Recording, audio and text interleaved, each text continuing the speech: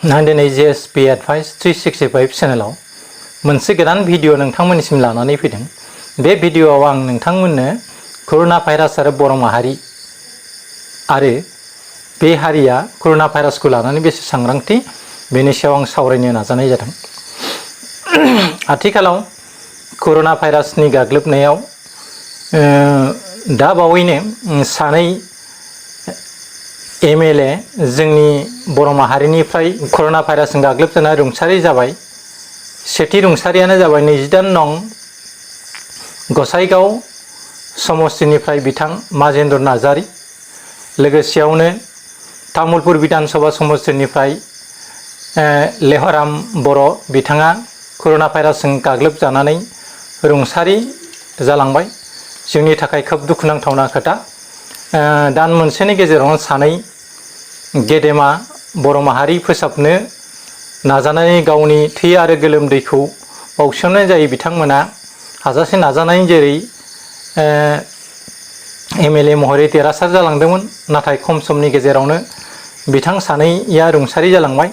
बेनि थाखाय जोङो JSP Advice 365 चेनेलनिफ्रायबो न'खरसिम जोंनि दुखु मोननायखौ फोरमायथियो, मिजिंथियो लेहराम बिथां आरो माजेन्द्र नार्जारिनि न'खरा फिन सुखु गोजोना सफैफिननो हाथों। लोगोसेयावनो न'खरनि बयबो सिगांनि बादिनो सोलिलांफिननो हाथों आरो नैथि बुब्लियाव जाहाथे कर'ना भाइरासजों बे न'खरनि सुबुंजों लोगोसे बर' माहारिया गाग्लोबजानानै बेफोरबायदि गेदेर खहा जाया, बेखौ आङो आफा बोराइ बाथौ आनान गसाइनाव आर'ज गाबबाय। दा खोथाया जाहैबाय, जोंनि बांसिन बर' कमिउनिटिनि मानसिफ्रा ससियेल डिस्टेन्स थामहिनबा सुबुं जानथायखौ फारागथि लाखिनानै सक बाजार टाउन सहराव बेरायनायखौ जों खम नुनो मोनो। आरो आथिखालाव जों नुनो मोनो जोंनि बर' कमिउनिटिनि मानसिफ्रा बे कर'ना भाइरासजों जोंदि थैगोन एबा कर'ना भाइरासआदि बर'फोरखौ गाग्लोबनानै माबा मोनसे खहा खालामनो हागौ, बिनि सायाव बांद्राय सांग्रांथि जानायखौ जों नुनो मोनाखै। मेइन सकफ्रा बन्द जादोंब्लाबो खायसे जायगाफ्राव सक खालामनानै स्रोद स्रोद मुवा बेसाद फानखुमानाय बायदिसिनाफ्रा सोलिगासिनो दङ। आरो जायनि जोहै दखान पार गैयैनि जाउनाव बेफोरबायदि जायगानिफ्राय गामिनि मानसिफ्रा, नोगोरनि मानसिफ्रा बेसादखौ बायनानै गावनि उदैखौ सुफुंनो गोनां जायो। नाथाय बेयो खोब दुखुनांथावना खोथा। जोंनि बांसिन बर' ओनसोलाव जानाय सक बाजारफ्रावनो फानग्रायानो जा बायग्रायानो जा बांसिनखौनो 100आव 20 सुबुंखौनो जोङो दासिमबो मास्क लानानै मुवा बेसाद फाननाय एबा बायनायखौ जोङो गामि गुदुफ्राव नुनो मोनाखै। लोगोसेयावनो बावैनो आसाम बिधानसभानि इलेक्सन थांबाय। लाख लाख मानसिफ्रा थुबुर जानानै मिथिं दावथिं खालामलांबाय। आरो बिनि उनावनो BTD याव इलेक्सन जाबाय। बावहायबो खुनु ससियेल डिस्टेन्स लायाबासिनो जोङो ज' जाजाय खालामना राजगितनि फावै मिथिं दावथिं खालामबाय। लोगोसेयावनो बैसागु फांसनावबो गोबां बेबादिनो ससियेल डिस्टेन्स थायाबासिनो जोंनि आसामनि गोबां कमिउनिटिनि गेजेराव बैसागु बरायनाय आरो बैसागु बिदाय होनाय जि फोरबो, बे फोरबोआ जानानै थांबाय। लोगोसेयावनो शरत फुजा, बे शरत फुजायावबो लाख लाख मानसिफ्रा थुबुर जानानै शरत फुजायाव होनाय माखासे नेमखान्थि सिस्टेमफोरखौ नायनानै माखासेफ्रा फुजा फाथाल जाबाय। बेफोरनि गेजेरजोंबो जोंनि आसामाव थामहिनबा नर्थ इस्टार्न रिजनाव बांसिनै कर'ना भाइरासखौ जों साग्लोबनायखौ नुनो मोन्दों। गिबियावनो चाइनानि जुहान सिटिनिफ्राय बे बेरामा साग्लोबबोदोंमोन। लासै लासैनो बे बेरामा सारा बुहुमनि मोनफ्रोमबो हादोरफ्राव गाग्लोबबोगासिनो दङ। दा वर्ल्ड हेल्थ अर्गेनाइजेसना फोरमायनाय बादिब्ला जोंनि भारतनि जिथु सुबुं बिसाननि रोजाथि, बेखौ नायनानै जोंनि भारताव बांसिनै कर'ना भाइरास जानानै थैगोननि इंगितखौ होगासिनो दङ। आरो गोबां फोसाव बिलाइनि गेजेरै भारतनि सुबुंफोरखौ सांग्रांथि थानो थाखाय थिनफ्लेबाय थादों। गोबां कमिउनिटिनि मानसिफ्रा बे कर'ना भाइरासनिफ्राय आथिखालाव रैखाथि मोननो थाखाय गोबां हाबाफारि लानायखौ नुनो मोन्दों। आरो न'खराव थानानैनो गावनो नांनाय मुवा बेसादखौ इनडाइरेक्टलि कालेक्सन खालामनानै सोलिलांबाय थानो नाजानायखौ नुनो मोन्दों। आरो कर'ना भाइरास बायदि गिख्रांथावना मोनसे भाइरासनिफ्राय रैखाथि मोननो थाखाय बिथांमोना नाजाबोबाय थादों। बे बुब्लियावनो माखासे सेक्सननि मानसिया उदां उदां थाबायदों, उदां उदां बेरायदों। बेफोरखौ होबथानो थाखाय पुलिस मिलिटारिफ्रा गोबां लाठि चार्ज होदोंब्लाबो, गोबांखौनो साजा होदोंब्लाबो गोबाङानो बेफोरनि फारसे बांद्राय गिनाय नुनो मोनाखै। जाउनाव बेबायदिनो पुलिसजों लाठि चार्ज बा बुजानानै गोबां मानसिफ्रानो रुंसारि जानाय खोथाफोरा जोंनि ससियेल मिडियाफ्राव बेरफ्रावजोब्बाय। नाथाय स्पेसियेलि आं बिटिआर रिजननि मानसि हिसाबै जोंनि बिटिआरनि बर' कमिउनिटिफोरखौ आं खावलायनो लुबैयो, जोंनि मानसिफ्रा ससियेल डिस्टेन्सखौ दासिमबो थानानै सोलिनो लुबैयाखै। आरो कर'ना भाइरासआदि मोनसे ओरैबायदि गिख्रांथावना बेराम, बियो सोरखौबादि बासिनानै गालांगोन बे नङा। बे बारहावाजों साग्लोबग्रा बे मोनसे रोखोमनि बेराम, जाय बेरामनिफ्राय रैखाथि मोननो थाखाय नोंथांखौ खेबले खेबले आखाइ सुनाय बा दुगैनाय, थामहिनबा न' बाहेरानिफ्राय गाननानै फैनाय ड्रेसफोरखौ सुनांगौ आरो साखोन सिखोन आखाइफोरखौ आरो सेनिटाइजार खालामनांगौ। बेफोरखौ बांद्राय मानिनानै सोलिनायखौ जों नुनो मोनाखै। बांसिनै जोंनि बर'फोरनि गेजेराव आथिखालाव कर'ना भाइरासखौ लानानै क'क्राझारनिफ्राय लानानै जोंनि मोनब्रै डिस्ट्रिक्टआव जाबादि थासारिया बारानिफ्राय बारा जाबोनो हमदों, बे खोब साननो लागा। जोंनि बाक्सायावबो दासिम 1000निबो बांद्राय सुबुंनि देहा सोलेराव पजिटिभ कर'ना भाइरासनि मोननायनि इंगितखौ होबाय। बेनिखायनो जोङो बे कर'ना भाइरासनिफ्राय रैखाथि मोननो थाखाय गाव गावनो बेनिफ्राय सांग्रांथि जानांगोन आरो गावखौ रैखाथि खालामनायनि हाथियारा नोंथांनि आखाइ मोजोमावनो। आरो बे कर'ना भाइरासनिफ्राय माबोरै रैखाथि जानो हायो बेनि सोमोन्दै भारत सरकारा गोबां फोसावबाय। आथिखालाव कर'ना भाइरासनि भेक्सिन ओंखारबाय। बे भेक्सिनफोरखौ दा सरकारा फोसावदोंब्लाबो मोनफ्रोमबो गामि सोहोर ओनसोलफ्राव बे भेक्सिनखौ होनाय जायाखै। आं बिटिएडिनि चिफ बिथां प्रमद बर'खौ खावलायोदि नोंथाङा गोबां हस्पिटालफ्राव थांनानै कर'ना भाइरासनिफ्राय रैखाथि मोननायनि खोथाखौ बुंदोंब्लाबो जोंनि बिटिआर रिजनाव दासिमबो जों ओनसोल लाना ओनसोल भिजिटिसि वाइसआव कर'नानि भेक्सिन सुनायखौ जों नुनो मोनाखै।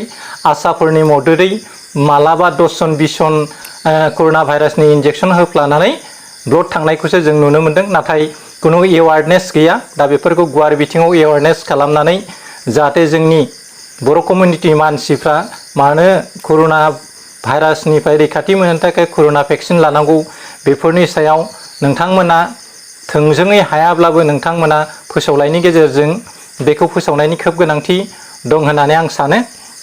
लोगोसेयावनो नोंथांमोना दाब दाब जायगायाव फैनानै नोंथांमोननि MCLA आरो अफिसियेलनि मावथि सोद्रोमाफोरखौ इन्जेक्सन होनाय बादिनो रायजो राजाफोरखौबो जाहाथे बे कर'ना भेक्सिनखौ लानायनि मोनसे थुलुंगा हिसाबै लानानै बेफोरबायदि हाबाफारिखौ लायोब्ला गोबां मानसिफोरानो कर'ना भाइरासनि भेक्सिनखौ लागोन आं होननानै सानो। दा जों कर'ना भाइरासनिफ्राय माबोरै रैखाथि मोनो बेफोरनि सोमोन्दैथ' गोबां खोथाफोरखौनो डक्टरफ्रा फोसावबाय। आथिखालाव इउटुब ससियेल मिडियाफ्राव बेफोरनि सोमोन्दै टिभिफ्रावबो फोसावबाय।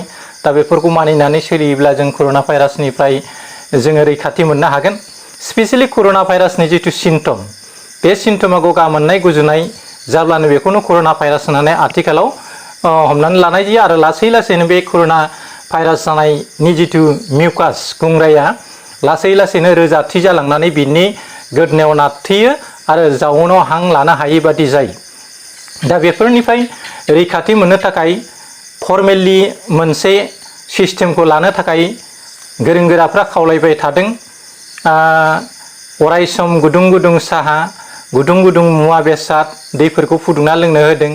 आरो गुदुं बेसाद बाहायबाय थायोब्ला बे कर'ना भाइरासखौ होखारनो हायो होननानै जों बुंदों। जोंनि आसामनि मानसिफ्रा स्पेसियेलि घन्टासे घन्टानैनि उनावनो साहा बायदिसिनाखौ बाहायबाय थायो आरो फ्राय न'खरावनो दै गुदुंखौ बाहायनाय नुयोब्लाबो जोंनि गामि ओनसोलफ्राव खायसे दै गुदुंखौ लोंनो लुबैयोबा गांगाया होननानै दै गुदुंखौ बाहायनायखौ नुनो मोना। बे खोब गाज्रि लैखोन। ओंखायनो मोनफ्रोमबो बर' न'खरफ्रा दै गुदुं बाहाय। आरो जोंनि बर'नि न'खरफ्राव न'आवनो खाना मोननाय माखासे मैगं थाइगं दं। बाहेरानिफ्राय फैनाय मैगं थाइगंखौ जाहाथे जाद्लाबायनाङा। बेफोरनि गेजेरजों कर'ना भाइरासआ नोंथांनि देहा सोलेर एबा न'खराव साग्लोबफैनो हागौ। बेनिखायनो खोब सामोलै न'आवनो मोननाय फिथाइ सामथाइ बा मिथिंगायाव थानाय बिफां लाइफांनि मैगंखौ खानानै जायोब्लाबो जों कर'ना भाइरासनिफ्राय रैखाथि मोननो हागोन।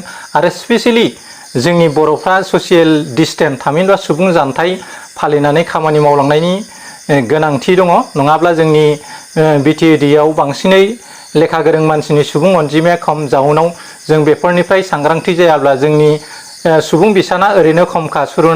कर'ना भाइरासजों जुदि जोंनि मानसिफ्रा गोबां थैयोब्ला जों जिहेथु दा मोनसे स्ट्रागेलजों फैनाय मोनसे जाति हिसाबै कर'ना भाइरासआ जुदि खावसे जोंनि बर' कमिउनिटिखौ मानसिखौ लाङोब्ला जोंनि जिथु मिशन आलादा बड'लेण्ड सोरजिनायनि जिथु जोंहा सिमां बे सिमांखौ जोङो सौहैयाबो जानो हागौ। ओंखायनो जाहाथे जोंनि सुबुं बिसाना थिग मथैनो रैखाथि थायो आरो फैगौ बुब्लियाव जोंनि बर'नि राव थुनलाइ हारिमुखौ रैखाथि खालामनो थाखाय मोजां सुबुंफ्रा जाहाथे कर'ना भाइरासनिफ्राय रैखाथि मोननानै जोंनि समाज जोंनि हारिखौ रैखाथि होनो हायो बेखौ नोजोर लानानै जों साफ्रोमबो सांग्रां थानांगोन आरो गावजों गाव बुजिलायनानै खामानि मावनो गोनां जागोन।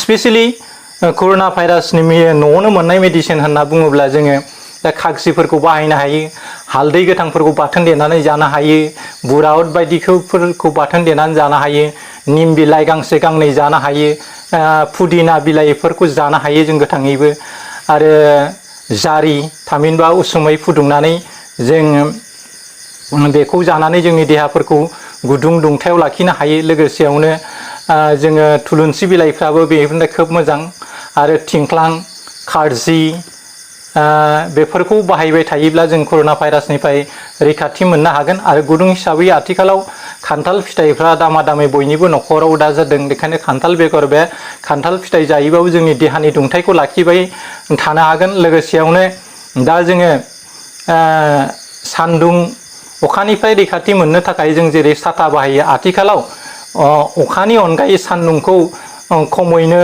2 घन्टा 3 घन्टा सान्दुङाव जाय थायो बेनि देहायाव कर'ना भाइरासआ हरखाबै साग्लोबनो हाया होननानै बुंदों। बेनिखायनो जों बेफोर सिस्टेमफोरखौ प्रिलिमिनारि स्टेजाव जों बाहायनो गोनां जागोन। बेनिखायनो आङो जोंनि बर' कमिउनिटिनि मानसिफोरखौ खावलायो नोंथांमोना जाहाथे कर'ना भाइरास निफ्राय जानथायाव थानो हायो।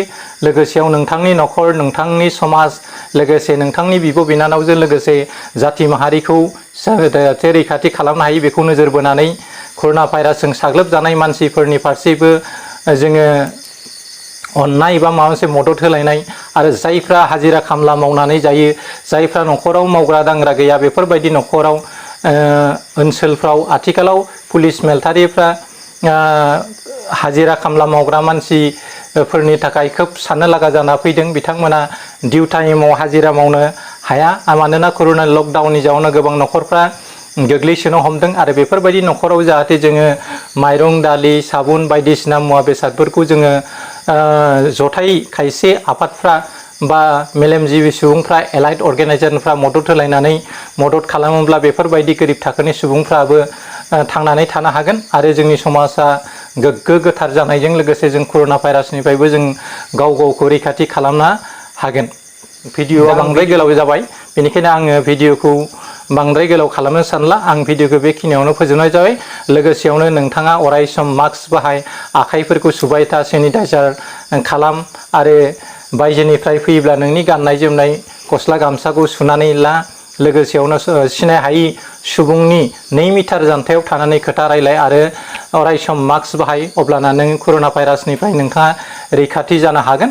लोगोसे नोंथाङा रैखाथि जानायजों लोगोसे नोंथांनि समाज नोंथांनि हादोराबो रैखाथि जागोन आं होननानै सानो।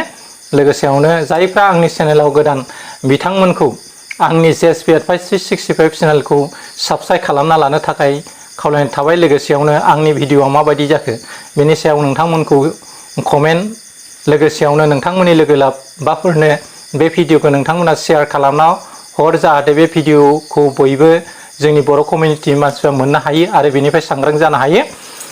जोबथायाव नोंथांमोननिसिम फिन अननाय खुलुमनाय आरो सिबिनायखौ हरनानै आंनि भिडिअखौ एसेयावनो फोजोबनाय जाबाय। एसेनोसै, गोजोन्थों, खुलुमबाय।